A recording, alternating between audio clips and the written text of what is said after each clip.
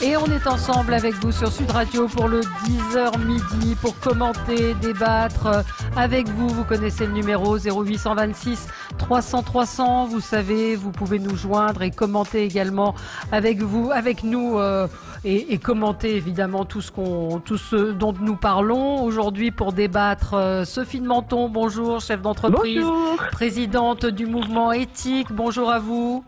Vous allez bien? Très bien, confiné?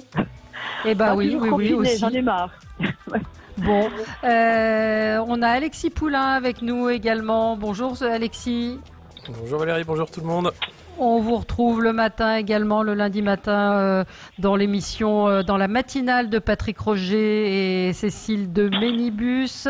Également avec nous François Monboise, président de la FEVAD, Fédération européenne de la vente à distance. Bonjour François, vous allez bien? Bonjour, oui, ça va, ça va. Ça va, bon. Et puis Carl Olive, bonjour. Bonjour Valérie. Vous êtes maire de Poissy. Merci d'être avec nous. Que ça se passe comment chez vous? Je suis confiné dans mon hôtel de ville, comme tous les jours. Vous êtes confiné, voilà. Et dans votre ville, les maires sont tout va confinés. bien? Moi, je pensais que les maires pouvaient se promener. Je me disais, quelle chance. On est obligé d'aller surveiller la commune. On se promène, non? Ah, on est plus que jamais pour le coup des sentinelles de la République, comme j'aime à dire. Et c'est pas une mince fierté parce que on se rend compte que on est en quelque sorte des centrifugeuses où tous les habitants, les partenaires, les chefs d'entreprise, le monde hospitalier passent par nous pour tout simplement avoir des renseignements. On est dans le miroir et dans le service, un peu comme ce que vous faites, Valérie. Allez, déconfinement, a-t-on vraiment les moyens de déconfiner? Cette question autour de la date du 11 mai, quand on entend le Premier ministre hier, beaucoup de questions autour de cette intervention. Je rappelle que vous étiez près de 8 millions hier, rien que sur France 2 et TF1 à 17h à suivre cette intervention du Premier ministre, du ministre de la Santé également, qui ont donné des précisions mais sans vraiment en donner. Enfin, en tout cas, sur les réseaux sociaux, on a pu voir des réactions assez critiques. Et puis, on pourra aussi se poser la question des restaurants, les restaurateurs qui demandent à ce qu'on rouvre les restaurants. Qu'en pensez-vous? On va commencer avec un tour de table de ce qui a retenu votre attention aux uns et aux autres. Sophie, c'est un coup de cœur. Oui, moi j'ai un coup de cœur. Alors d'abord, je n'en peux plus, mais franchement, de l'angoisse que génère ce coronavirus. Oui, il faut en parler, oui, on en parle, mais je crois que la souffrance psychique et morale d'entendre ça toute la journée avec le décomptage des morts, c'est peut-être personnel, mais j'ai l'impression que voilà, il y a trop de communication. Mais c'était une parenthèse. Moi, j'ai un coup de cœur donc pour remonter le moral. C'est formidable parce qu'il y a une start-up qui s'est alliée avec une plateforme de streaming qui s'appelle Molotov. Et comme il y a un confinement, vous le savez, de 12 millions d'élèves qui sont forcés de suivre leur programme scolaire, au moins jusqu'au 11 mai, voire beaucoup plus tard, ils ont fait une solution alternative privée, j'aime beaucoup le mot privé, et ils offrent gratuitement une chaîne complète accessible sur la plateforme Molotov, une offre gratuite avec des programmes télé qui sont transformés en outils pédagogiques. Il y a des contenus télévisuels qui sont pour les enfants, pour les adolescents, des documentaires, des programmes scolaires corrélés. Ils peuvent illustrer le parcours, le cursus scolaire en fait d'une autre façon. Ils sont organisés par classe et par thème. Ça va de la maternelle jusqu'aux étudiants.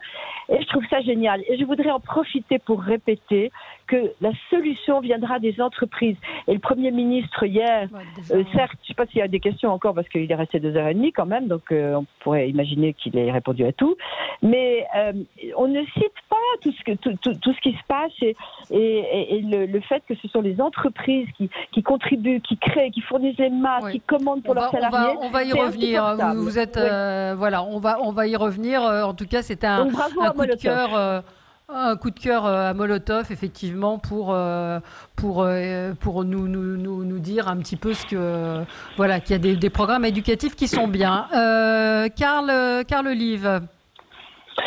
Valérie, moi, c'est plutôt un coup de gueule contre la CGT, qui a encore raté à la fois l'occasion de se taire et raté surtout l'occasion de faire une belle action. Je m'explique. Depuis le début du mois de mars, l'entreprise PSA a décidé d'assembler un certain nombre de pièces pour créer des respirateurs qui sont très utiles, évidemment, pour notamment les services de réanimation médicale. Pour ce faire, il y a eu un appel au volontariat, à PSA précis, et plus de 100 salariés volontaires, alors qu'il y en avait besoin de 60 au départ, ont dit « Ok, nous on y va ». Tous, sauf le syndicat CGT qui, encore une fois, fait du dogmatisme, là où on pourrait faire du pragmatisme. Il y a 10 000 respirateurs qui vont être créés d'ici mi-mai. C'est l'occasion de tirer un coup de chapeau, évidemment, à PSA, qui sait faire nation, comme le dit le président de la République. Et je voudrais dire à la CGT qu'avoir la foi et monter la première marche, même quand on ne voit pas tout l'escalier, c'est pas de moi, c'est de Martin Luther King, mais je trouve que ça va bien sur la situation. Oui. Merci de dire ça, parce que c'est la honte du syndicalisme français qui a eu lieu. La honte du syndicalisme français. Je pense qu'ils sont discrédités. Ce qui serait bien, c'est qu'ils soient discrédités à vie. Bon, c'est dit. Les autres, François Monboise, vous voulez réagir? C'est vrai, je vous demanderai pas de réagir, François, sur le sujet, mais on a eu un petit peu la même chose chez Amazon, où quand même des salariés demandent la fermeture. Alors, je suis loin d'être une défenseuse, comme on dit, un défenseur d'Amazon, mais des salariés qui demandent la fermeture de leur entreprise, c'est quand même du jamais vu. Donc voilà. Et moi, j'en profite pour un petit peu rebondir sur votre coup de gueule, Carl Olive, pour la Poste. On l'a déjà fait. Alors je sais, on va nous dire, vous avez qu'à y aller, etc. Mais il faut rappeler quand même que le service public de la Poste est celui où il y a le plus de droits de retrait, c'est-à-dire près de 60% des salariés. C'est un service qui est utile en ce moment et ne se pose la question. Alors on a vu Olivier Besancenot aussi intervenir sur le sujet, mais je ne comprends pas que la Poste soit le service public qui soit le plus dégradé aujourd'hui. Quelqu'un veut réagir? Oui, Carl Olive? Alors, sur ce sujet, je suis bien placé puisque, effectivement, au début du confinement, sans aucun échange avec la ville, avec la mairie, la Poste a décidé de fermer son agence bancaire dans l'un de nos quartiers populaires, fréquenté par 8000 habitants exclusés du peu, avec indirectement l'idée de dire toutes ces personnes-là, et notamment au début de mois, vont aller chercher leur mandat CAF, etc., dans la Poste qui reste principale en centre-ville, c'est-à-dire en total dysfonctionnement par rapport aux distanciations sociales, même si le professionnalisme, Valérie, des agents de la Poste n'est pas à démontrer. Et il a fallu se battre avec la direction nationale, avec le ministre de la Ville, pour obtenir la réouverture aujourd'hui, vous ne croyez pas si bien dire, on est en pleine actualité, pour que mes administrés des quartiers populaires puissent, comme tous les autres, bénéficier de ce service public. Bon, il n'y a que les cons qui ne changent pas d'avis. Là, en l'occurrence, je m'en félicite et pour le coup, je les remercie. Et il y a même leur filiale Chronopost qu'on appelle maintenant Chronolost, qui veut dire perdu en anglais. Et effectivement, en plus de ça, rien n'arrive, ça arrive mal. On a délégué au privé, mais même qui est saturé.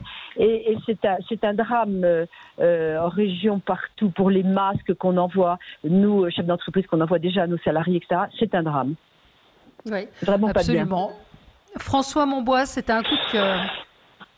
Oui, coup de projecteur, disons. Ça illustre le point dont vous discutez, qui est la contradiction entre vouloir continuer à travailler et puis vouloir appliquer les gestes barrières. Le coup intéressant, c'est que les librairies vont sans doute rouvrir le 11 mai, ce qui est une très bonne nouvelle, les librairies indépendantes. Alors il faut savoir quand même que les librairies avaient refusé d'ouvrir, c'est-à-dire quand il y a eu la définition du gouvernement mi-mars des commerces qui allaient rester ouverts et pas les autres. À partir du moment où le e-commerce continuait de pouvoir vendre, le gouvernement a dit aux libraires, mais il faut que vous puissiez vendre aussi. Et à l'époque, les libraires ont refusé, au nom de la sécurité, au nom des mesures barrières, etc. Et je pense qu'ils s'en mordent les doigts, parce qu'en période de confinement, les gens ont besoin de livres, et la seule solution pour acheter un livre... Les éditeurs, c'est catastrophique pour les éditeurs. Oui, mais les éditeurs, c'est les libraires, c'est les consommateurs aussi. C'est bien. Et donc, les libraires vont rouvrir, mais je trouve que ça illustre bien toute l'ambiguïté qu'on a. C'est-à-dire, d'un côté, et vous en parliez à propos de certains syndicats, on veut avoir des mesures barrières totales, et sinon on refuse de travailler, mais de l'autre côté, il faut bien travailler. Et donc, je crois qu'il faut qu'on s'habitue tous à travailler différemment, et c'est plus compliqué pour tout le monde, c'est évident. Sans compter qu'il y avait des maisons de la presse ouvertes, heureusement ouvertes, les maisons de la presse la presse allait déjà très mal, mais ils ont été courageux, un grand coup de chapeau aux kiosquiers. Mais donc pourquoi, par contre, les libraires, on comprend pas. Ben, si, les libraires, moi j'étais sur la même ligne que vous et en fait Gérard Collard m'a expliqué que c'était, donc ce libraire qui travaille avec moi depuis une vingtaine d'années, que c'était extrêmement compliqué de garantir la sécurité des employés, qu'une librairie est un endroit où on reste, où on flâne, où on touche les livres, où on les retourne. Donc il y avait vraiment dans une librairie, et c'est vraiment lui qui me l'a expliqué, un problème de gestes barrières très difficile à faire respecter. Mais juste pour... les maisons de la presse. Il y a moins de livres, Sophie. Valérie, que vous avez prononcé, c'est le mot garantir. C'est-à-dire qu'il faut qu'on accepte, et c'est ce qu'a très bien dit De Flecy à l'Assemblée nationale, le président de la commission scientifique, qu'on va prendre des risques. C'est-à-dire qu'on ne pourra pas garantir aux gens qu'ils ont zéro risque de contamination en allant prendre un transport en commun, en allant travailler, en envoyant leurs enfants à l'école. Mais on va minimiser les risques au maximum, mais on ne peut pas dire je garantis qu'il n'y aura aucun souci parce que c'est pas possible. Et ça, c'est difficile parce que c'est pas notre culture. Les libraires s'étaient organisés, alors on revient à mon coup de gueule sur la Poste, les libraires s'étaient organisés pour envoyer des livres par la Poste. Or, c'est devenu impossible parce qu'il n'y avait pas de livraison, parce que les boîtes aux lettres, ils ne voulaient plus sonner aux portes, donc ils ont été obligés d'arrêter cette expédition. On vous a pas entendu, Alexis Poulain, sur les différents sujets? Alors, l'attaque de la CGT, ça vous a heurté? C'est leur boulot. Non, après, eux, ils ont un mandat, hein, c'est être représentant des travailleurs et dire, voilà, si les conditions de sécurité ne sont pas respectées, c'est à eux de le dire. Après, évidemment, on va toujours dire c'est l'ennemi de l'intérieur, c'est le danger. Les antisyndicalistes vont dire que le syndicat, c'est le mal. Mais non, ils sont dans le rôle, on ne peut pas leur en vouloir. Pour ce qui est des librairies, oui, ce serait une bonne nouvelle qu'effectivement, elles ouvrent à nouveau parce que c'est important. Mais effectivement, la clé de cette crise, c'est qu'en fait, on va devoir vivre avec ce virus. Donc, ça ne sert à rien de rester confiné ad vitam aeternam. Là, on est devant un cas d'école assez incroyable. C'est-à-dire que sur ce premier pic épidémique, ce premier plateau épidémique, la réaction initiale a été on va voir finalement si on peut tenir avec une infection de la population. Finalement, non, les chiffres auraient été trop terribles. Donc, on confine. Mais on se rend compte que confiner, ça veut dire assurément une crise économique beaucoup plus grave qu'une crise sanitaire en réalité. Et c'est déjà le cas dans les quartiers populaires où vous avez en quelques jours plus des milliers de personnes qui vont à la distribution de soupes populaires parce que sans travail, impossible de nourrir Oui, juste avant. C'est ce dont on a parlé et c'était mon coup de gueule d'ailleurs. C'est sur ce phénomène des quartiers populaires qu'on ne voit pas mais qui, eux, sont en train de préparer une crise bien pire que sanitaire, à la fois nourriture, sur la santé, sur les loyers, sur l'éducation.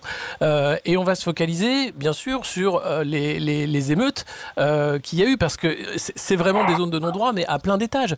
C'est-à-dire que hier, quand même, il y avait 18 villes, de Villeneuve-la-Garenne à Gennevilliers, passant par Mulhouse, Sevran, Aulnay, Villepinte, Fontenay, Suresnes, Saint-Ouen, enfin, on peut y aller, où il y a eu des émeutes. On est en train de vivre ce qu'on a vécu. On va y revenir, mais soyez un petit peu juste, Alexis. C'est pas des émeutes de la faim. Enfin, faut pas. Mais pas du tout. Mais non, mais attendez, c'est là où je veux en venir. Quel lien vous faites avec ça? Je fais un lien sur le fait que là, on a des territoires qui n'ont rien à voir avec le reste du pays. Où là, on a des situations qui n'ont rien à voir. C'est-à-dire que on demande aux gens de respecter le confinement. Dans ces quartiers, on a vu que la directive du ministère de l'Intérieur, c'était c'est pas grave, laissez faire, on verra plus tard. Le plus tard, il est là. Aujourd'hui, on est dans une situation à quelques jours peut-être de ce qu'a été 2005.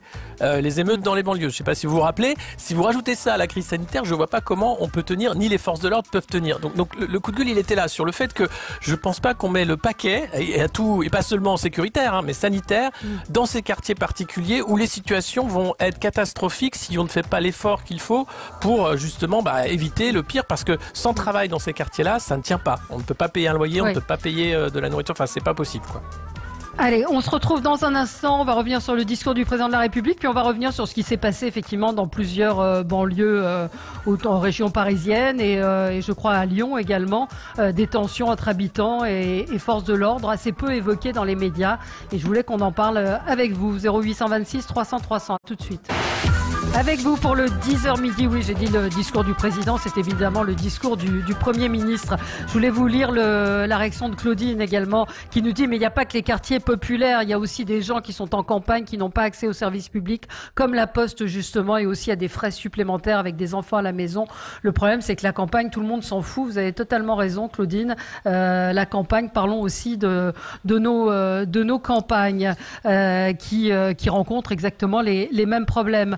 Je voulais qu'on revienne sur ce qui s'est passé effectivement à Villeneuve-la-Garenne. Des tensions entre habitants des quartiers et forces de l'ordre ont à nouveau éclaté dans la nuit de dimanche à lundi. On rappelle qu'il y a eu un homme, parce qu'on ne peut pas parler de jeune, il a 30 ans, qui a été accidenté. Alors les versions, je fais attention aux mots que j'emploie parce que pour certains c'est une bavure policière. Pour les forces de l'ordre, il roulait sans casque à vive allure. Il est tombé et il est arrivé sur la voiture. Enfin, à la limite, j'ai envie de dire, là-dessus, on ne fera pas la lumière, mais en tout cas, des incidents qui éclatent régulièrement dans ces banlieues entre les forces de l'ordre et les policiers, entre les forces de l'ordre et les habitants.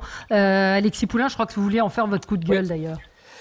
Ben oui, c'était en fait, c'est pas normal qu'on en arrive là. C'est-à-dire que on est dans une période de confinement, on demande aux gens d'être responsables, et là, vous avez quelqu'un qui faisait un rodéo, comme vous dites, qui a une trentaine d'années, qu'ennuyait les riverains, et donc la police arrive, et on ne sait pas les circonstances. Et tout de suite, ça s'enflamme parce que les versions sont contradictoires. L'une dit que c'est un policier qui a ouvert la portière pour le faire tomber, l'autre dit qu'il a perdu la jambe. Il n'a pas perdu la jambe, il a été opéré, il avait une fracture ouverte. Le policier se défend d'avoir ouvert la portière en disant oui, je l'ai ouvert, mais c'était pour sortir, pas pour le faire tomber.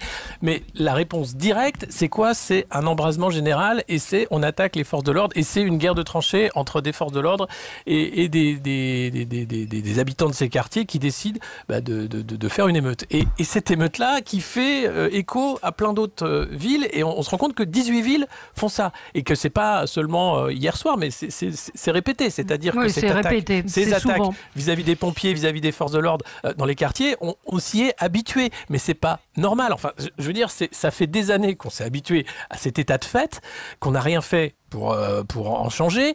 Et aujourd'hui, en plein confinement, on se rend compte que c'est carrément délirant. C'est-à-dire qu'on vit des réalités parallèles, des réalités totalement différentes. Et là, quand on parle de territoire perdu de la République, c'est un fait. C'est-à-dire qu'on est loin dans ce qui est la réalité des campagnes ou d'autres, où là, on vit effectivement le confinement de manière difficile, que ce soit pour l'approvisionnement, la nourriture, le travail, etc. Mais on n'a pas ces effets de foule qu'on peut avoir dans les quartiers. Mais là encore, je pense pas que la réponse ne peut être que sécuritaire, parce que ce serait une impasse, et puis on n'a pas les moyens, on va pas envoyer l'armée, on va pas, voilà, ces moyens qu'on mettrait sur la table, c'est illusoire. Mais qu'est-ce qu'on peut faire pour limiter la casse, parce que la casse est bien là. Je parlais à un policier qui est responsable, pardon, mais qui... Oui, mais qui est responsable de la casse ? C'est les gouvernements depuis 2005 qui ont dit ah oui, les grands plans banlieue, on les voit venir, mais c'est jamais que des chiffres annoncés en l'air. Au final, il n'y a rien sur le terrain. La police de proximité on est dans le concret. On est dans le concret. On a donc un confinement. On a un mec qui a 30 ans qui était en contrôle judiciaire. La police a été appelée à de nombreuses reprises pour des rodéos. Le mec roule sans casque avec une moto trafiquée, etc. Donc on fait quoi? Enfin, moi je veux bien toutes les excuses. Enfin, je sais pas, peut-être que Carl Olive peut, en tant que maire de Poissy, ce que vous pensez de ce type de comportement. Alors, je rejoins ce que dit Alexis Poulain, c'est que, bien évidemment, ce type de réaction, elle n'est pas inhérente seulement au confinement et depuis un mois et demi. C'est une latence qui date depuis bien des années. Et il y a deux choses. D'abord, pour rejoindre ce que dit Valérie, la loi, c'est la loi. On est là pour l'appliquer, pas l'interpréter. Les règles, tout le monde les connaît, y compris celles et ceux qui parfois, je ne généralise pas, je suis né dans les quartiers populaires à Poissy. Et j'ai grandi avec les quartiers populaires, je continue d'y habiter, qui parfois vont provoquer volontairement, et y compris la police nationale. J'ajoute qu'il y a une enquête de l'inspection générale de la police nationale, donc évidemment, on présage de rien. La deuxième chose, c'est qu'il faut qu'on arrête aussi, à un moment donné, de stigmatiser ce qui se passe dans les quartiers. Et pour arrêter de stigmatiser, il faut aller à la rencontre des acteurs du quartier et ne pas en avoir peur parce que d'abord, tout le monde est chez soi et qu'il n'y a pas un millimètre de l'espace public qui n'appartient pas à la République. Mais pour cela, il faut aussi être dans un contrat gagnant-gagnant de confiance. À partir du moment où on est dans un contrat gagnant-gagnant de confiance, je dis pas que ça permet de tout gommer, je dis que les choses sont un petit peu plus facilitées. Je vais vous donner un exemple pour abonder mon exemple, pour abonder ce que je viens de dire. Vous le savez, on a dans quelques jours, le 24 avril, le début du Ramadan. Eh bien, comme je l'ai fait avec les amis catholiques, je me suis appuyé sur les représentants du culte musulman pour voir comment nous allions appréhender ce qui va se passer au moment du Ramadan, parce que lorsque on rompt le jeûne, il y a une rupture de jeûne, parfois il y a des rassemblements, et évidemment qu'il ne peut pas y avoir de rassemblement en période de confinement, idem pour les prières parfois sur l'espace public. Ce que je veux dire par là, c'est qu'il faut absolument continuer à discuter, à aller échanger, à aussi tendre la main à un moment donné, mais dans le cadre de contrats gagnant-gagnant, sous forme de contrats, d'objectifs et de moyens. Et quand je creuse un petit peu avec les collègues de gauche comme de droite, parce qu'évidemment, il n'y a pas d'obédience politique sur le sujet, on s'aperçoit que souvent, on reçoit finalement ce qu'on a fait ou pas fait. Et il me semble, et là je rejoins enfin ce que disait Alexis tout à l'heure, que quand pendant des années, on a passé son temps à stigmatiser, à simplement aller dire ça y est, c'est encore la faute des Arabes, etc., etc., et ben ça c'est une caricature qui a eu ses limites, et Dieu sait si moi, dans ma ville de 40 000 habitants, avec 3 quartiers populaires, on pourrait avoir des difficultés. Bah, simplement, on est sur le terrain, on passe sa vie sur le terrain, et on n'a aucun état d'âme, que ce soit dans les quartiers populaires, en d'autres quartiers, parce que la loi, c'est la loi, rien que la loi. On est là pour l'appliquer, pas pour l'interpréter, mais tout le monde et tous mes administrés connaissent les règles. Ouais. Non mais alors, écoutez, franchement, on ne peut que vous tirer un coup de chapeau. Je suis sûre que vous avez réussi, tant mieux. Vous parlez comme si tout le monde était... Je dis pas ça, Sophie. Hein. Tout le monde, il est beau, tout le monde, il est gentil. Ces quartiers, quoi qu'on fasse, quand les pompiers peuvent même pas venir, quand ils tirent à coups de mitrailleuse, je veux dire, il y a un moment où on peut pas dire, ah ben il y avait qu'à, d'abord, de toute façon, c'est fini, on ne pleure pas sur le lait renversé. Qu'est-ce qu'on fait aujourd'hui? Alors, aujourd'hui, c'est épouvantable, il ne respecte absolument rien, ni la police, ni le confinement, ni quoi que ce soit. Les seuls qui sont vraiment bien respectueux de tous, c'est des trafiquants de drogue, parce qu'ils sont parfaitement équipés. Je veux dire, on peut pas dire ça, et il faut arrêter avec ce terme de stigmatiser. C'est insupportable. Dès qu'il se passe quelque chose, on stigmatise. Ben non, c'est pas de la stigmatisation, c'est la réalité. Ce sont des quartiers qui sont montrés du doigt, parce que il y a dans ces quartiers des gens formidables, des gens qui travaillent, des mères désespérées qui ne savent pas comment élever leurs enfants et quoi faire, des grands frères qui tiennent le quartier. On n'y arrive pas, on n'y arrive pas. Bon, alors, moi je veux bien, mais qu'est-ce qu'on fait? François Monboise? Moi, je sais certainement pas ce qu'il faut faire. Hein. Je pense que c'est des gens comme le maire de Poissy, effectivement, qui sont à même de gérer ça au quotidien, et c'est pas facile. Mais ce que j'ai lu de cette affaire, c'est malheureusement ce qu'on a effectivement déjà vu des dizaines de fois, c'est-à-dire un accident de la circulation tragique avec une voiture de police et des jeunes entre guillemets, et aussitôt des accusations de racisme et des banlieues qui s'enflamment un peu partout, avec un décompte un peu comme un match de foot sur Twitter ce matin, 18 villes, 18 villes déjà, etc. Donc c'est pas facile. Ce que j'ai lu, c'est que le confinement aggrave les choses effectivement, parce qu'il y a moins d'argent qui rentre par le trafic aussi. Hein. C'est vrai, soyons clairs. C'est-à-dire que les acheteurs ne vont plus acheter de la dope au bas des immeubles, et donc il n'y a pas d'argent, et quand il n'y a pas d'argent, les situations sont désespérées. Vous avez tous vu la photo épouvantable, enfin effrayante à la une du Monde, de la queue de gens pour des soupes populaires à Clichy, je crois. Hein. Il y avait 200 mètres de gens qui allaient pour avoir des légumes pour manger. Donc c'est dramatique, mais je ne sais pas quoi faire malheureusement.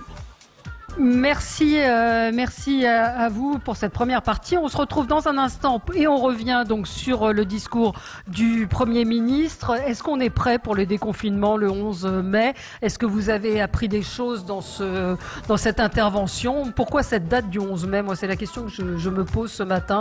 Eh bien, écoutez, on vous attend 0826 300 300. À tout de suite avec vous sur Sud Radio. On est ensemble sur Sud Radio jusqu'à midi.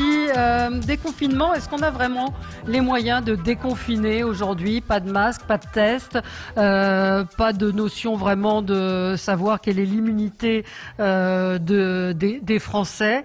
Le Premier ministre donc, a confirmé que l'après 11 mai passerait par le port du masque, par des tests, par l'isolement des personnes contaminées, que le plan complet sera présenté à la fin du mois. Drôle de conférence de presse hier. Sans journaliste, enfin il y avait une journaliste précisément, et puis pas beaucoup de réponses. Donc déjà peut-être une première question, c'est est-ce qu'il a eu raison d'intervenir pendant près de 2 heures hier pour nous dire, allez je vais être un petit peu ironique, de tousser dans son coude et de maintenir les gestes barrières. François Monboisse, comment vous l'avez ressenti? C'est inhabituel, c'est effectivement inhabituel parce qu'il n'a pas apporté des solutions toutes faites qu'on peut reprendre dans des dépêches rapides. Mais pendant 2 heures, il a essayé d'expliquer que c'était compliqué, qu'il allait falloir que les solutions viennent de chez les gens, de tout le monde, que c'était inhabituel. Et la première question des journalistes, ça va être est-ce qu'on pourra continuer à partir en vacances? Donc c'était un peu surréaliste. Et ça montrait que ces 2 heures n'étaient pas inutiles. Moi, ce qui me frappe, c'est que je pense que les solutions, maintenant, elles doivent venir de chaque entreprise, de chaque ville, de chaque école. Oui. Et il n'y a pas d'autre solution. C'est-à-dire que c'est pas même toutes les qualités qu'a M. Blanquer, c'est pas lui qui va dire dans les écoles de Poissy comment faire. C'est M. Olide qui va devoir discuter avec les directeurs, directrices d'école et voir à chaque fois ce qu'il faut faire. Et c'est épouvantablement compliqué, c'est évident. Et ce que je retiens de ce qu'il a dit, c'est que c'était un début. En fait, c'est le début du retour à la vie, pas normale, mais à une vie plus normale. Oui. Sophie? Je pense, oui. Franchement, vous allez dire que je plaide pour mes paroisses. Mais non, mais c'est vrai que les entreprises ne sont pas assez mises à contribution. Elles le font elles-mêmes. Elles s'y mettent, le nombre d'entreprises qui ont fait des impressions de masques en 3D, des gels, etc. partout. Et il ne fait pas appel à la responsabilité des gens, le Premier ministre. J'ai trouvé ça, ici, à condition de rester confiné, d'obéir. Mais je trouve qu'il y a, un retour d'un État pseudo-stratège qui ne l'est pas, et qu'aujourd'hui, il faut du management, de la réactivité, de la souplesse. J'aurais complètement insisté là-dessus. Alors maintenant, Valérie, vous demandiez pourquoi il a choisi cette date. Et je suis effondrée, mais j'ai l'impression que c'était parce qu'il y avait le pont du 1er mai, le pont du 8 mai. Parce qu'on en est encore là en France. On en est au RTT, au pont. Et c'est bien possible. Là, il y a un pont. Et je trouve ça, mais surréaliste. Il y a effectivement des gens qui auraient dit « Ah ben non, c'est mes jours fériés ». Donc je crois qu'il faut dire à tous nos auditeurs que c'est de nous, ça dépend. J'entends presque Alexis qui ne parle pas, mais il y a une responsabilité. On va lui donner la parole, il est bien élevé, il respecte. Une responsabilité des salariés eux-mêmes. Ce sont les salariés qui doivent se dire, d'accord, ils peuvent poser leurs vacances, partir, faire ce qu'ils veulent, mais en rentrant, ils risquent de ne pas retrouver leur boîte. Donc, c'est chacun d'entre nous, et je trouve ça en même temps satisfaisant. C'est un effort personnel. Il y a des salariés, mais exceptionnels. Je tire mon chapeau, qui viennent le dimanche, qui veulent aider des gens qui étaient, au contraire, en retrait. Et qui ont voulu retourner à l'entreprise. J'ai un peu l'impression qu'on a trop donné l'impression au début aux gens que c'était facile, qu'il y avait un tiroir caisse, qu'on payait le droit de retrait, on payait le fait que vous êtes en chômage partiel, etc. On a peut-être été, alors c'est dur à dire parce qu'il y a des gens qui vraiment en ont besoin fondamentalement, mais il y en a beaucoup qui n'en ont pas un besoin vital et il va y avoir un coup de collier à donner pour tout le monde. Et ça, c'est passé aux oubliettes. Mais là, vous répondez partiellement à la question. Je vois Brigitte qui nous dit, en gros, ils ont dit hier qu'ils ne savaient rien, ni comment s'y prendre, et si les hôpitaux ont réussi à faire à peu près face, c'est pas grâce à eux. Oui. Qui veut intervenir? François? Non, qui veut intervenir? Oui, là où je suis d'accord avec Sophie, je trouve que l'État est trop jacobin. C'est-à-dire que quand un maire veut distribuer des masques, on l'interdit, on casse la décision du maire, et il faut faire confiance aux entreprises. La Cdiscount a annoncé ce matin qu'ils avaient 60 millions de masques, ce qui n'est pas illogique. Vous avez des boîtes dont le métier, c'est d'aller aux 4 coins du monde, tous les jours, chercher des produits partout. Ils ont des acheteurs là-bas. Et je pense qu'on a trop voulu que l'État s'occupe de tout et réglemente tout. Il faut faire plus confiance aux collectivités locales. De toute façon, on n'a pas le choix. Bien pour sûr. le mise en œuvre au quotidien et aux entreprises, je suis d'accord. Alors, Carl Olive, je vais vous donner la parole dans un instant. On n'a pas entendu Alexis, effectivement, Poulain. C'est exactement ça. On ne comprend pas, personne ne comprend en fait, cette volonté de tout centraliser, sachant qu'on n'en a pas les moyens. Pourquoi ne pas laisser faire les collectivités? Pourquoi on est allé réquisitionner des masques? Alors oui, parce qu'on gère la pénurie, mais on la gère de manière catastrophique. Ça veut dire que on prend dans la poche de Paul pour rhabiller Pierre, enfin je ne sais plus comment on dit, et qu'on a un État effectivement faussement stratège qui est là pour gérer la pénurie, qui le fait très mal et qui empêche les pharmaciens qui ne comprennent pas pourquoi ils ne peuvent pas en distribuer. Certains ont déjà des masques. Les mairies, bien sûr, qui le font, qui n'ont pas attendu. Toutes les initiatives citoyennes qu'on voit de couturiers, couturières qui donnent des masques, des entrepreneurs aussi qui ont commandé des masques, qui les donnent à leurs salariés, mais aussi aux gens à l'entrée des transports en commun et ailleurs, à Antony et ailleurs. Les initiatives sont partout. Au lieu de coordonner et de partir sur ce qui est existant et de dire que oui, les masques, c'est utile, même s'ils sont faits maison, eh bien, c'est un bon début, et les autres arrivent, eh bien, on fait semblant et on dit, attendez, on n'est pas sûr. On avait encore ce matin Sibeth Ndiaye qui disait, oui, les masques, on n'est encore tout à fait pas sûr.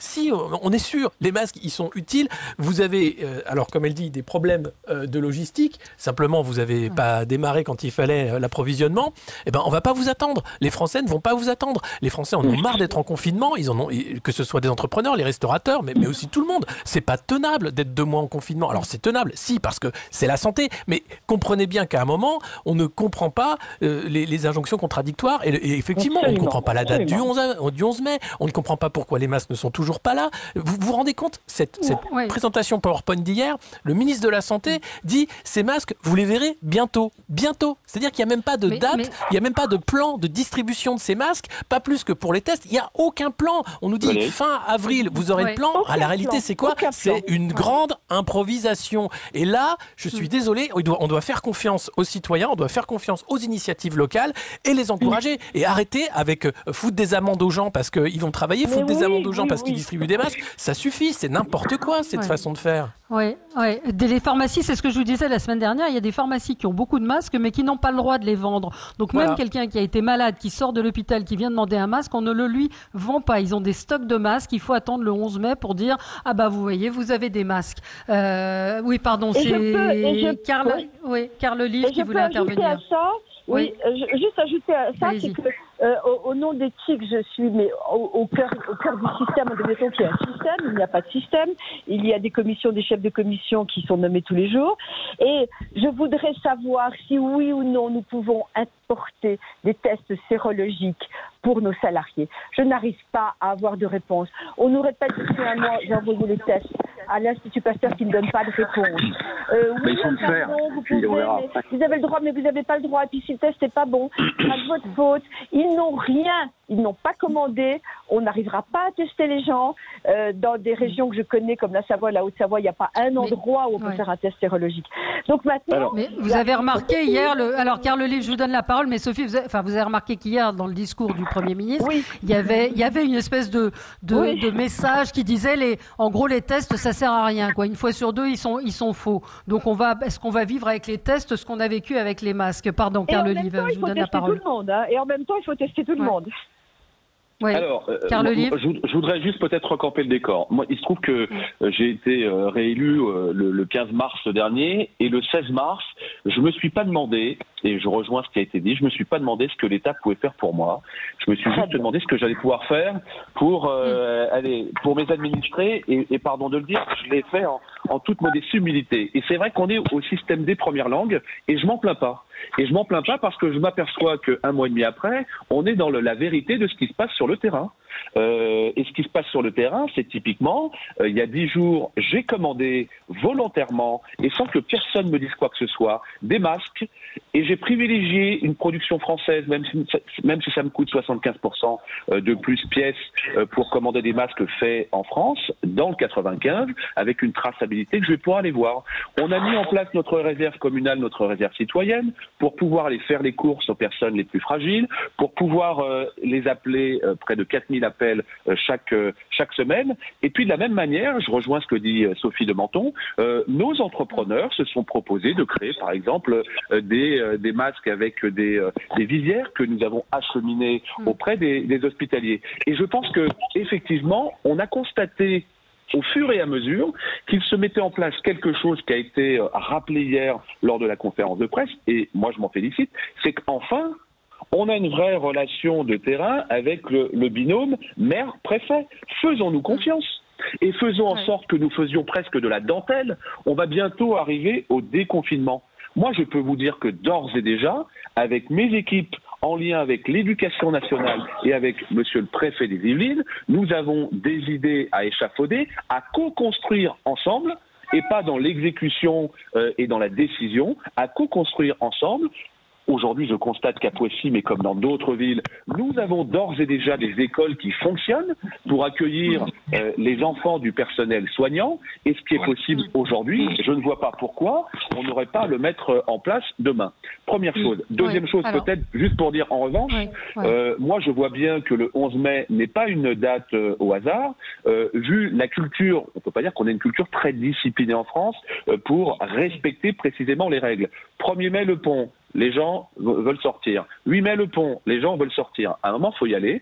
Ben, le 11 mai est pour moi un impératif, parce qu'il y a quelque chose dont on n'a pas parlé, c'est que effectivement, les enfants qui aujourd'hui sont confinés, Alexis Poulain le disait tout à l'heure, avec parfois des difficultés d'enseignement à distance, et pas que dans les quartiers populaires, vous avez parfois les deux parents qui travaillent, il faut qu'ils retournent à l'école, et ça met aussi en place quelque chose qui est sensible à Sophie de Menton, c'est-à-dire notre économie. Oui, mais alors qu'est-ce qui a changé depuis le 18 mars? Enfin, expliquez-moi, moi j'ai toujours pas compris ce qui avait changé. Pourquoi est-ce qu'on a confiné pour au final nous dire le 11 mai que on déconfine et qu'on n'a toujours pas de masque et qu'on n'a toujours pas de test et qu'il va falloir faire les gestes barrières? On a désengorgé les urgences des hôpitaux. Ah bah c'est majeur, c'est majeur. Oui, mais si d'accord, François. Oui, mais c'est quand même majeur. On a évité la première vague qui était totalement hors contrôle, où tous les jours, vous avez des milliers de gens qui arrivaient aux urgences, et les gens des urgences ne savaient pas où les mettre. Non, c'est quand même majeur. Qu'est-ce qui va se passer? Qu'est-ce qui va se passer? On est même allé plus loin. Et ben maintenant, il faut faire le mieux possible, retourner au travail, à l'école, au bureau, etc., progressivement, le mieux possible, en se protégeant, et en surveillant comme le lait sur le feu les gens qui arrivent aux urgences. Ça va pas être facile, mais c'est progressif. Enfin, c'est ce que je retiens d'hier. Ça va être progressif. Oui, c'est ça. Mais est-ce qu'on va pas avoir une deuxième vague qui sera peut-être encore plus forte, parce qu'on a bien senti que ce 11 mai était comme une libération. On est même allé plus loin, Valérie. C'est pas ça. C'est progressif. Sur le désengorgement des urgences dont parle François Monbois, c'est Carl Olive qui parle là.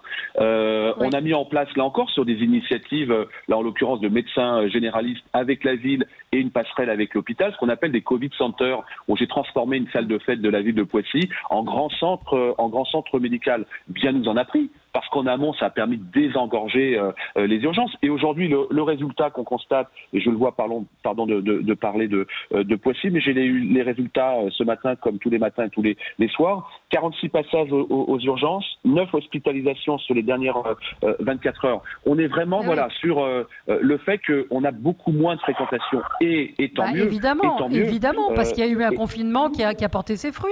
Et qui porte ses fruits depuis exactement 12 jours, Valérie. Ce qui fait qu'on peut imaginer de passer à l'étape suivante, mais encore une fois, dans un cadre qui est bien donné. On a besoin d'un cadre au niveau du sommet de l'État, mais de grâce, il faut faire confiance aux experts de terrain, que ce soit les entreprises locales, les collectivités locales. On sait s'organiser, c'est comme ça qu'on fonctionne la République.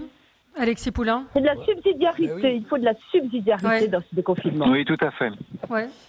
Oui, mais on voit pas bien. Enfin, moi, le discours d'hier, j'ai pas vu très clair, justement. Vous parlez de clarté. Mais c'est tout le problème. C'est bien la problématique. Non, mais à un moment, le discours d'hier, il avait pas lieu d'être. C'est-à-dire qu'on avait une conférence très longue pour nous expliquer qu'il faut faire des gestes barrières, que les masques, c'est un outil intéressant, que le virus, la connaissance scientifique évolue lentement, on ne sait pas tout, et que le plan, vous le saurez dans 15 jours. Donc c'est un teaser qui dure très longtemps et qui rajoute de la confusion, parce qu'on se dit, le 11 mai, on ne sait toujours pas comment ça va se passer. Et d'ailleurs, le Premier ministre le dit, on est en train de réfléchir, on va peut-être mettre une partie des élèves, une partie des profs, on verra, certaines écoles, pas d'autres. À un moment, soit on a un plan, soit on n'en a pas. Et autant attendre pour prendre la parole avec quelque chose de concret, avec des faits, avec des jalons, avec voilà comment ça va se passer, voilà ce qu'on vous demande de faire, plutôt que prendre la parole pour viser quelques remontées dans les sondages en disant « Ah, l'exécutif gère pas mal » parce que finalement c'est contre-productif. La Compol, en temps de crise, elle sert à rien. On a besoin de Compol, c'est communication politique. Oui, communication politique, parce que c'est ce qu'ils font là. La présentation PowerPoint, c'est très bien. On nous réexplique, comme à des enfants, ce qu'on sait déjà. Super. Mais maintenant, ce qu'on aimerait savoir, c'est ce qu'on ne sait pas.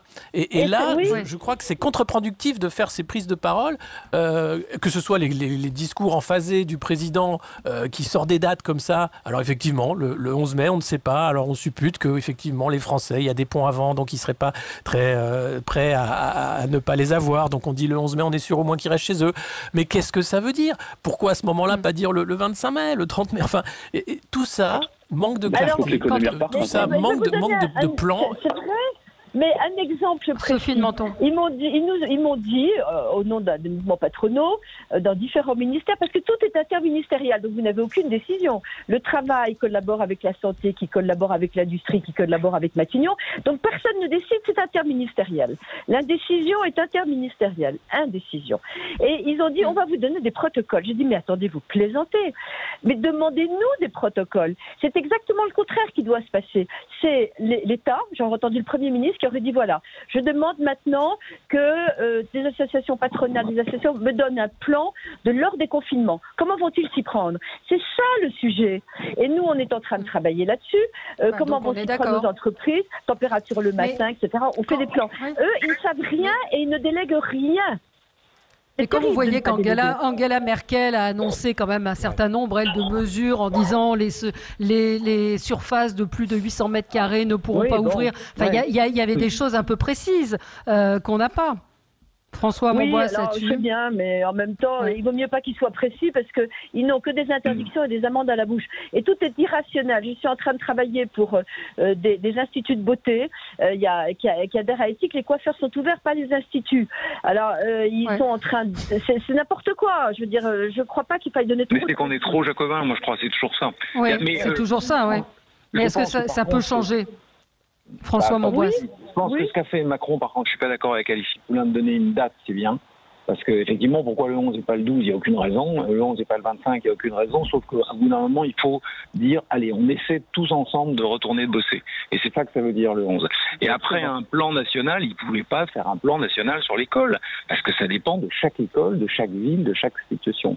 Alors ce qu'il aurait pu dire mieux, c'est je demande aux maires de travailler avec les directeurs d'école partout. Mais je pense qu'ils le font eux-mêmes. Mais on a un État qui est centralisé. En ce moment, Blanquer est obligé de négocier avec les syndicats au niveau national le retour au travail. Mais c'est pas ça qui va décider. C'est dans chaque ville les situations de chaque école primaire ou maternelle. C'est vrai c'est vraiment la culture du pays, ça. Hein. Mais c'est un peu chacun va se débrouiller pour ne pas dire un gros mot. C'est comme pour les EHPAD. Aujourd'hui, on peut aller dans les EHPAD, sauf que les EHPAD n'ont pas forcément aujourd'hui les moyens de le faire, ni n'ont pas forcément. Oui, mais c'est un EHPAD. Oui, mais on est obligé de faire ça. Un EHPAD qui a un grand jardin et qui peut accueillir des familles bien sûr. Non, mais je suis d'accord. Un EHPAD, je suis complètement d'accord. C'est plus compliqué. On est obligé de décentraliser et c'est pas notre culture. D'accord, on se retrouve dans un instant avec vous sur Sud Radio et on vous attend 0826 300 300, à tout de suite.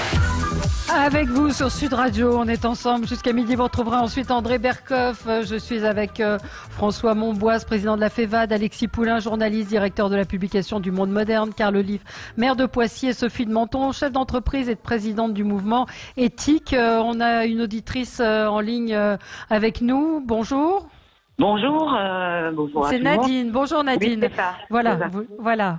Bon, alors moi, je vis à la campagne. Vous appelez de Meurthe-et-Moselle. C'est ça. Moi, je vis à la campagne. Je suis bien contente de vivre à la campagne d'ailleurs, parce que le confinement, même si ça me pèse, c'est quand même plus aisé, plus mieux.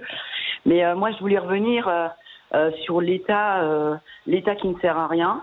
On s'aperçoit que voilà, ils font de la com, hein, ça, ils savent bien.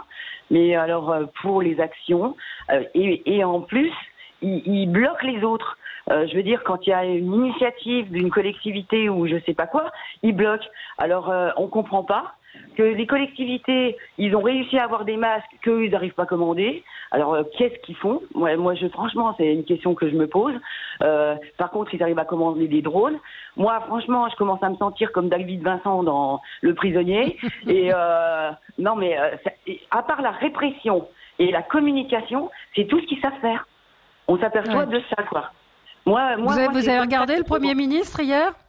Non, écoutez, franchement, là, il me gaffe tellement que je me dis de toute façon, voilà, puis, de toute évidence, de ce que vous avez dit, il n'a pas dit grand-chose. Donc après, bon, les gestes barrières, il y a la pub tous les jours à la télé, ça repasse en boucle, hein, et puis tout le monde les connaît, quoi. Donc, enfin, je veux dire. Voilà, il y avait quand même 12 millions de personnes, puisqu'on vient d'avoir les audiences des chaînes d'infos, 12 millions de personnes qui ont regardé le président de la République. Oui, enfin, vous n'êtes pas obligés, il y a d'autres choses à regarder.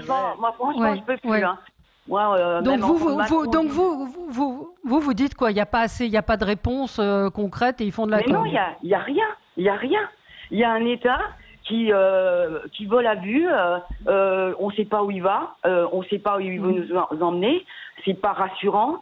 À part des lois pour le travail qui sont déjà bien mises en place dans la loi sanitaire, et ça, voilà, ça c'est pas normal que ce soit toujours aussi les mêmes qui payent et qu'on demande rien à la finance.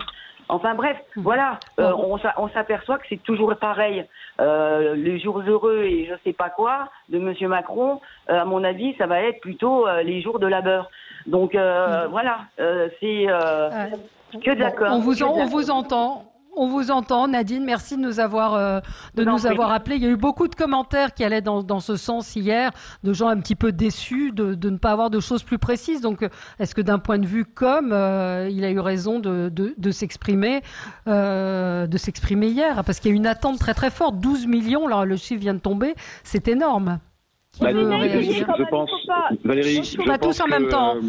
Je pense que les Français ont besoin aussi d'avoir une espèce de vulgarisation de messages et un niveau d'information qui soit le même pour tout le monde, ce qui évite derrière de partir dans tous les sens.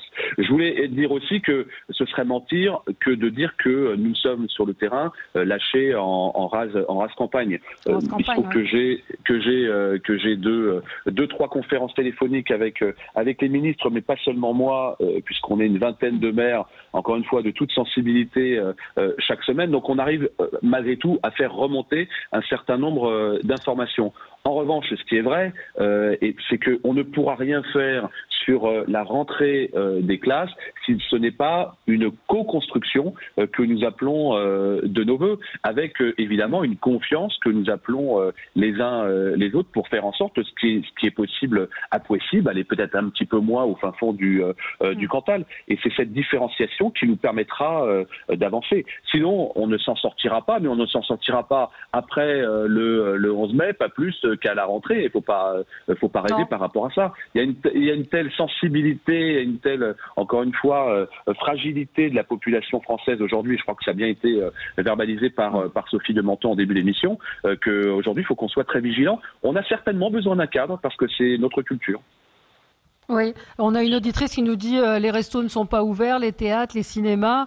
Voilà, qu'est-ce qui va se passer également? C'est vrai que les restaurateurs sont effectivement très impactés et ça va être le cas pour toutes les salles de spectacle. Donc comment tout cela va évoluer? Qu'est-ce que vous en pensez? Parce que il y a vraiment le débat sur les restaurants, Sophie de Menton. Oui, alors je pense qu'on est en train justement, encore une fois, on a Didier Chenet qui est président de la Fédération des restaurateurs. Ils sont désespérés parce que y a des loyers à payer, plus de clients, etc. On est en train de demander, et ça c'est la même chose, comment est-ce que c'est pas réglé dans l'heure? Si les restaurateurs peuvent vendre, par exemple, il y a un restaurant italien, est-ce qu'il peut vendre des pizzas? Est-ce qu'ils peuvent vendre des plats préparés? On rentre un par un comme dans une épicerie. Est-ce qu'ils peuvent vendre de la nourriture? Mais personne, il y a une vacuité. Alors, on est obligé de demander parce que sinon on a des amendes. Mais la réalité, c'est que je pense qu'il n'est pas très raisonnable d'ouvrir des restaurants parce que c'est vrai qu'il y a une promiscuité, c'est vrai qu'il y a les gens qui préparent la cuisine, etc. Enfin, c'est un lieu qui me semble assez propice à la contagion. Donc, malgré mon désir de voir tout ça repartir, Je suis contre. Par contre, vendre des plats préparés, oui. Mais qui va nous répondre? Je suis en train de chercher aujourd'hui, je lance un appel au sein des ministères. Qui va répondre à cette question? Est-ce que oui? Mais c'est fait déjà, Sophie, sur le terrain. Les restaurants proposent des plats emportés, des repas emportés, des formules complètes. Et encore une fois, est-ce qu'il faut systématiquement la validation de l'État par rapport à ça? Moi, si jamais je vais voir mes restaurateurs de ma ville de Poissy et on vient les contrôler pour savoir s'il y a une autorisation officielle, ah bah oui, ils vont se manger les doigts. Mais moi, je ne vois pas pourquoi on n'autoriserait pas les repas à distance et les repas qui sont emportés alors qu'on autorise l'ouverture des boulangeries et des artisans boulangers. Tant mieux. Je suis d'accord, mais la logique est absente de cette autorisation. Je suis tout à fait d'accord avec vous. Évidemment qu'il y en a qui le font. Et il y a le type qui, le tabac, il vend un café qui va faire à côté, comme ça les gens vont dehors, boivent leur café avec leurs journaux. Bon, il y a des systèmes intelligents qui ne sont pas dangereux. Si c'est pas dangereux, réfléchis avec du bon sens, évidemment. Mais on peut pas, quand on est président, par exemple, du syndicat des restaurateurs, on n'a pas de réponse réelle. Est-ce qu'on a le droit? On a Jean en ligne, on a un auditeur, Jean, qu'on connaît bien, qui est restaurateur à Longjumeau. Bonjour Jean, comment ça va? Ça va très bien. Alors déjà, Didier Chenet n'est pas restaurateur, hein, donc il est président de syndicat, mais il y a longtemps qu'il n'a pas d'affaires et je pense pas qu'il est en difficulté, le brave homme en ce moment. Donc le problème de la le problème de la restauration, c'est comme a dit, qu'est-ce qu'a dit le Premier ministre, hein, on va pas vivre comme avant, hein. Donc nous, on va pas travailler comme avant. Et aujourd'hui, nous sommes perçus comme ça une salle de spectacle ou tout endroit où on va confiner les gens. Si on va nous donner l'autorisation, je ne sais pas dans combien de temps, puisqu'on n'a pas d'horizon pour l'instant. Pourquoi? Parce qu'on est perçu comme un endroit où effectivement les gens vont être proches les uns des autres. C'est le principe d'un restaurant, d'un bar, d'une discothèque et tous les endroits où il se passe quelque chose en commun. Donc on est en train d'élaborer à la demande du gouvernement un plan de réouverture. Je souris parce que ce plan de réouverture est totalement à l'opposé de ce qu'est un restaurant aujourd'hui. C'est-à-dire qu'il va falloir, si vous avez une salle de 50 places, il va falloir en faire 25. Il va falloir que les gens mettent des masques, il va falloir prendre la température en arrivant, il va falloir qu'ils se lavent les mains, il va falloir plein de choses. La convivialité, évidemment, n'est pas possible. Aujourd'hui, il reste, pour travailler un peu, et c'est autorisé de faire de la vente emportée, bien sûr, simplement, si on nous ouvre à moitié de travail pour 100% de charge, je pense que l'avenir est pire que le confinement. Voilà, donc je pense qu'un restaurant refonctionnera et on revivra normalement, malheureusement, que quand on aura un vaccin qui nous immunisera de cette saloperie de virus qui effectivement tue des gens en fonction de leur ADN. C'est pas avant c'est pas pour tout de suite. Dans l'immédiat, aujourd'hui, si on nous réouvre, on va être dans des conditions qui sont à l'opposé de ce qu'est un restaurant. C'est-à-dire, je vous dis, c'est 50% d'activité, voire moins, pour 100% de charge, parce que, ou alors il va falloir licencier parce qu'on ne pourra pas faire 100%. Voilà, pas tous en même temps. Sophie de Menton est très énervée. Voilà. Merci Jean. Juste ce tweet de Françoise Degois qu'on connaît bien sur Sud Radio. Vraiment, c'est incompréhensible. Les masques sont distribués gratuitement en Espagne, au Portugal, et je ne parle pas de la Grèce, de la Pologne. En Italie, ils sont donnés aux voyageurs dans les aéroports. Mais que se passe-t-il en France? Que se passe-t-il? Peut-être qu'André Berkoff réagira à cette question. Moi, je ne comprends pas non plus. Hier, quand le Premier ministre a dit les masques, on a fait venir des masques. Oui, les entreprises privées ont fait venir des masques. Le gouvernement aussi, mais je pense que voilà, il en manque encore beaucoup de questions et on aura le temps d'y revenir. La semaine ne fait que commencer. Merci à tous les quatre et très bonne journée à l'écoute de Sud Radio. André Berkoff, c'est à vous. J'espère que vous allez bien. À tout de suite.